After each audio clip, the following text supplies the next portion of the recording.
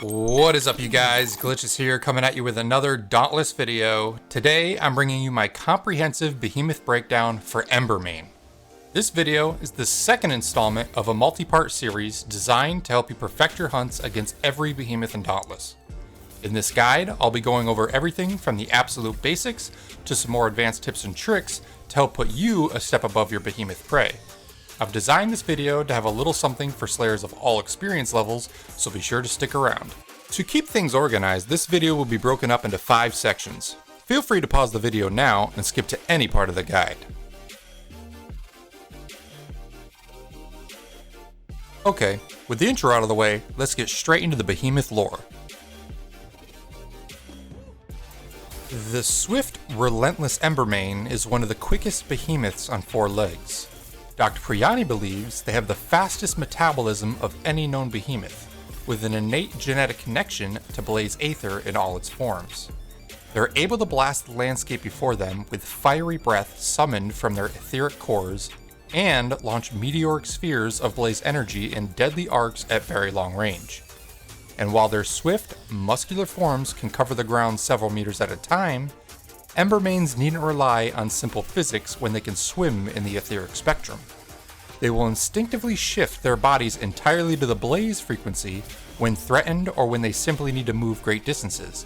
In this way, they have spread easily from island to island and become one of the most ubiquitous blaze feeders in the Shattered Isles. The Embermane falls into the Blaze Behemoth category and comes in many shapes and sizes. These variations include the Lesser Embermane, Regular Embermane, Bloodfire Embermane, Heroic and Heroic Plus Bloodfire Embermane, as well as the new Spore-Struck Embermane that awaits slayers within the Terra escalation. Before we jump into the moves, I wanted to quickly go over a few things that you should know when prepping for an Embermane hunt. First off, as mentioned before, Embermane is a Blaze Behemoth. Equipping a Frost weapon, if possible, can not only slow this very mobile behemoth, but will also give you a nice little damage boost right out of the gate, because Frost is the Blaze Behemoth's elemental weakness. In regards to armor, Blaze armor will give slayers a slight defense boost as well. Next, during your hunt with Embermane, you will likely run into its Aether-charged and Enraged states, both of which can be active at the same time, boosting Embermane's attack speed and giving it several fire-based attacks. If you're unlucky enough to be ignited by these fire attacks, a few quick dodge rolls or dashes can extinguish the flames and get you back into the fight. Now, for the moves, Embermane's go-to attack is its Charge Swipe. During this move, Embermane will distance itself from the Slayer before charging in full speed, finishing with a powerful Claw Swipe or Headbutt. The distance that Embermane gets before charging in varies depending on the variation of Embermane you're fighting and how beat up it is. Sometimes Embermane will run pretty far away from the Slayer, other times it will just sidestep a few times from a shorter distance before charging in. The easiest way to dodge this attack is by dodge rolling through Embermane right before he starts the swipe animation. That being said, if you are brave enough to hold your ground, the charge swipe move is also interruptible. A well-timed heavy attack, when the interrupt icons appear, will cause Embermane to topple end over end onto the ground, giving you and the rest of your hunting party a huge window of opportunity to get some free damage in. What's more is that Embermane has one of the lowest stagger and part break thresholds of any behemoth in Dauntless. If you're capable of dishing out enough damage and focus the right parts, experienced slayers have been known to hold Embermane down for upwards of 10 to 15 seconds, getting in massive amounts of damage and sometimes flat out slaying Embermane before he's ever able to get back up. If you're getting too close to Embermane, you will most likely run into its tail swipe attack. During this move, Embermane will wind its body back before jump spinning in an attempt to smack an unsuspecting slayer with its tail. The radius of this attack is small and fairly easy to dodge, just be careful when trying to attack immediately after, because Embermane is prone to doing this spin move multiple times in a row before calming down. Much like Embermane's tail swipe, the headbutt attack will be seen when slayers are attacking in close proximity to Embermane's body. During this move, Embermane will rear up onto its hind legs before swinging its head down and across its body. This attack is capable of hitting slayers in front, and to the side of Embermane, so try to dodge towards the hind legs where you are free to attack its tail and rear legs without getting hit.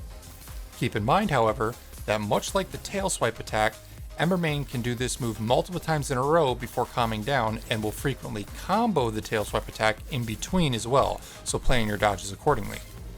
Now let's go over the special attacks that Embermane uses while Aether Charged. Typically, when entering its Aether Charged state, Embermane will kick things off with a Flame Toss attack. During this move, Embermane digs its head into the ground before flinging one or several fireballs into the air. When these great balls of fire touch the ground, they create a temporary pool of flame that can ignite slayers if walked on, so watch your step. After lowering its body and shaking its head, Embermane can leap back, tossing multiple fire bombs out in front of it, creating a defensive formation of fire pools. If you get inside the fire pool perimeter quickly, you should get a decent chunk of time to attack Embermane freely before he runs away. Creating distance between itself and the Slayer, Embermane will release a stream of fire breath in an arc in front of it. At farther distances, the spacing of each fireball becomes greater and more easy to dodge. Up close, however, you will have to dodge left or right very quickly and engage Embermane from the side to avoid taking damage. Keep in mind that if Embermane is Aether Charged and Enraged at the same time, the number of fireballs created for all of Embermane's Aether Charge attacks greatly increases, making the moves much harder to dodge. Lastly, I wanted to go over the new moves that you will encounter when facing a Spore-struck Embermane within the Terra escalation. Spore-struck Embermane has been significantly altered by Terra Aether, in turn granting it a special attunement with the Earth. With this variation, Embermane can summon rock walls that trap slayers, allowing for perfect headplate charges. It can also conjure rocks from the ground that eventually rain down on the heads of unsuspecting slayers. Finally, Spore-struck Embermane can summon stone platforms suspended in the air that it can leap onto before pouncing down to the ground. Take note that during this attack, immediately after hitting the ground, Spore-struck Embermane will create an Aether Vent that can be used by slayers to mount Embermane and get some free damage in. Now that you're familiar with all of Embermane's moves, let me quickly recap and give you some helpful tips and tricks to keep in mind when fighting an Embermane. First, stand your ground. Every single Embermane fight will begin with a charge attack. Getting that free early interrupt is crucial to slaying Embermane quickly. Next, gauge what type of attacks you're up against by monitoring the Behemoth meter in the top right hand corner of the screen. A lot of slayers forget about this, but it's a very useful tool when fighting behemoths that have both an enraged and Aether Charged state. When the icon has just a green flame around it, that means the behemoth is Aether Charged. If the flame is red, it means the behemoth is enraged, and if you see half red and half green flames, then be careful because that means both the enraged and Aether Charged states are active at the same time, and the attacks coming your way will be much more dangerous. Lastly, make full use of Spore-struck Embermane's Aether Vents. Mounting Embermane will allow your hunting party to get much faster part breaks on both the head and tail of Embermane.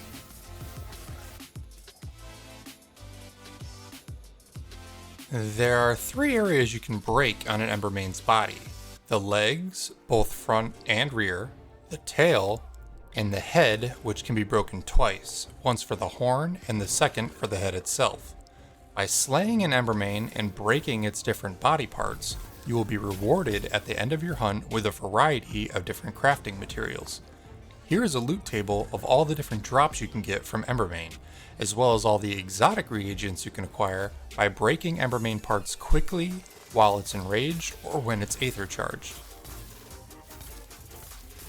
Last but not least, with our Embermane slain, there's only one thing left to do, and that's to head back to Ramsgate and craft all of our new weapons and armor. Here are the lists of every weapon and piece of armor that you can craft from Embermane, as well as the Embermane's Rapture Lantern. While those play in the background, I want to take a second to thank all of you that made it to the end of the video. If you found this video helpful, be sure to hit that like button, it really helps out, and share it with your fellow Slayers. Also, because of all of your amazing support over the last few weeks, we are only 6 subscribers away from the big 100 sub milestone, and I'm confident that we can get there with this video. Either way, I look forward to hearing from you all in my next Dauntless video, so until then, I will catch you in the next one. Later! Thanks so much for watching, you guys. I hope you enjoyed the video. If you did, be sure to hit that like button. Also, if you're looking to join a killer community of like-minded gamers, then be sure to click the link in the description and join the Glitch Gang Discord server. We continue to grow every day, and it's filled with all your favorite game discussion channels, as well as several LFG channels to help you find that perfect group for your next hunt or raid. Lastly, if you're new to the channel and want to keep up to date with all my future content, then consider hitting that subscribe button and turn on those notifications. Hope you all had a great day, and I will catch you on the next one.